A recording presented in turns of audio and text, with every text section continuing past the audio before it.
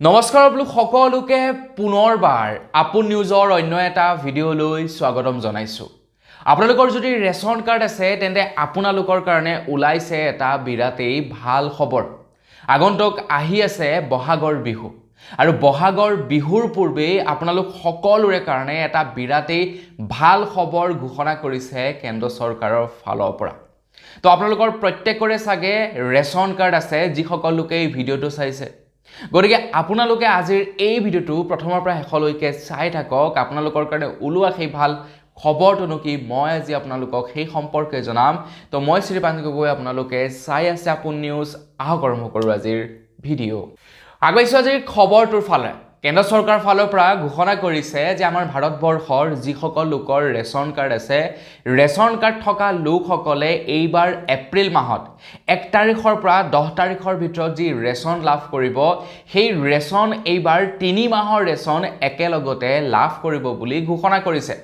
মানে এপ্ৰিল, মে আৰু জুন এই 3টা মাহৰ ৰেচন এইবাৰ ৰেচন বেনিফিচিয়াৰীসকলে একেলগতে লাভ কৰিব।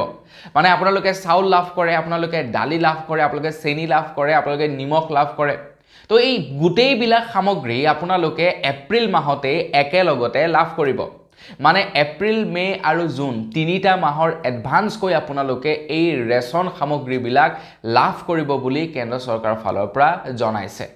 এতিয়া এই ৰেচনবিলাক আনিবলৈ যাওঁতে কিন্তু আপোনালোকে আধাৰ কাৰ্ড লৈ যোৱাটো বাধ্যতামূলক কৰি দিছে।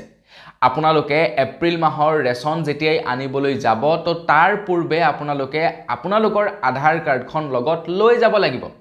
আৰু 1 এপ্ৰিলৰ পৰা যিহেতু ৰেচনসমূহ বিতৰণ কৰিব, তাৰ পূৰ্বে অৰ্থাৎ 31 মাৰ্চৰ পূৰ্বে আপোনালোকে এটা প্ৰয়োজনীয় কামো কৰি ল'ব লাগিব বুলি কেন্দ্ৰ চৰকাৰৰ ফালৰ পৰা জনাইছে।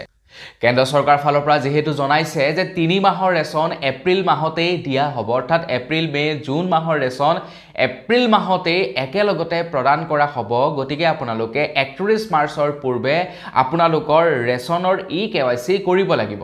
যিসকল লোকে অলৰেডি KYC কৰিলে তেওঁলোকে পুনৰাই KYC কৰাৰ দৰকাৰ নাই, কিন্তু যিসকলে এতিয়ালৈকে KYC কৰা নাই তেওঁলোকে 31 মাৰ্চৰ পূৰ্বে কিন্তু KYC সম্পন্ন কৰিব লাগিব বুলি কেন্দ্ৰ চৰকাৰৰ ফালৰ পৰা জনোৱা হৈছে।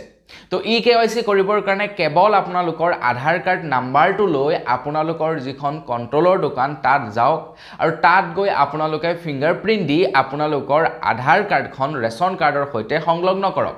আৰু 31 মাৰ্চৰ পূৰ্বে এই কামটো আপোনালোকে কৰিব লাগিব। তেতিয়াহে আপোনালোকে এপ্ৰিলৰ 1 তাৰিখৰ পৰা 10 তাৰিখৰ ভিতৰত 3 মাহৰ ৰেচন একেলগতে লাভ কৰিব। এতিয়া এইখিনিতে মেইন কথাটো হৈ গ'ল কি, আমাৰ অসমত যিহেতু দালি, চেনি আৰু নিমখ এই 3টা সামগ্ৰী দিয়া হয়, গতিকে এই 3টা সামগ্ৰী একেলগতে 3 মাহৰ কাৰণে দিবনে নিদিব সেইটো কিন্তু কনফাৰ্ম নহয়। কাৰণ বাকীবিলাক ষ্টেটলৈ যদি আপোনালোকে চাবলৈ যায়, এই 3টা সামগ্ৰী কিন্তু বাকীবিলাক ষ্টেটত দিয়া নহয়। কেৱল আমাৰ অসমতহে এই 3টা সামগ্ৰী প্ৰদান কৰা হয়।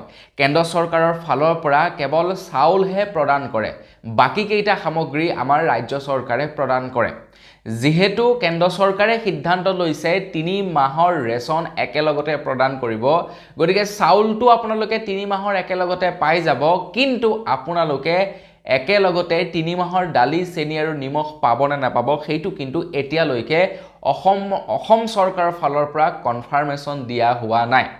মোৰ বোধেৰে হয়তো আপোনালোকে 3 মাহৰ একেলগতে নাপাবও পাৰে, মানে দালি, চেনি, নিমখ 3 মাহৰ একেলগত নাপাবও পাৰে, কিন্তু চাউল আপোনালোকে 3 মাহৰ একেলগতে পাই যাব। এতিয়া বহু লোকৰ মনত হয়তো ডাউট ক্ৰিয়েট হ'ব পাৰে যে 3 মাহৰ বস্তু একেলগতে আমাক কিয় দিব।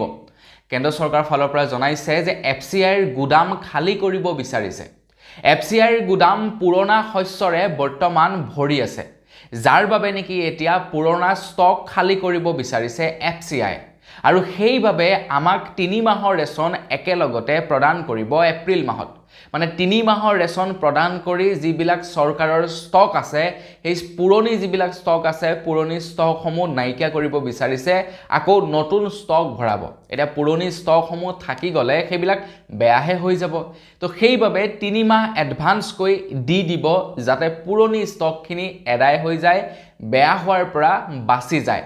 আৰু নতুন ষ্টক আহি সোমাওতে কিছু সময় লাগিব আৰু অবিৰতভাৱে যাতে মানুহে ৰেচন লাভ কৰি থাকিব পাৰে তো তাৰ কাৰণে এই পদ্ধতি কৰিছে আলটিমেটলি ক'বলৈ গ'লে পুৰণা সকলো ষ্টক উলিয়াই দিব আৰু সেই ষ্টকবিলাক ক'ত বেলেগকটো বিক্ৰী নকৰে আমাকেই দি দিব আৰু যিবিলাক নতুন ষ্টক আহিব নতুন ষ্টকসমূহ জমা কৰি আমাক আকৌ জুলাই মাহৰ পৰা ৰেচন ৰেগুলাৰলি বিতৰণ কৰিব তো বন্ধু বান্ধৱীসকল আপোনালোকৰ ৰেচন কাৰ্ড আছিলে নে নাই কমেন্ট সেকশনত জনাব যদি আছে এপ্ৰিল মাহতেই আপোনালোকে তিনিটা মাহৰ আপোনালোকে ৰেচন লাভ কৰিব তো আজিৰ ভিডিও জনাবলগীয়া সৰু এটা ইনফৰমেশন ইমানে আছিলে জানি কেনে পালে আপোনালোকে কমেন্ট সেকশনত জনাব যদি ভাল লাগিলে লাইক এটা কৰি থৈ যাব চেনেলটো সাবস্ক্ৰাইব কৰা নাই সাবস্ক্ৰাইবটো কৰি ল'ব পুনৰ এটা ভিডিও লগ পোৱাৰ আগতে বিদায় মাগিছো ধন্যবাদ জয় অসম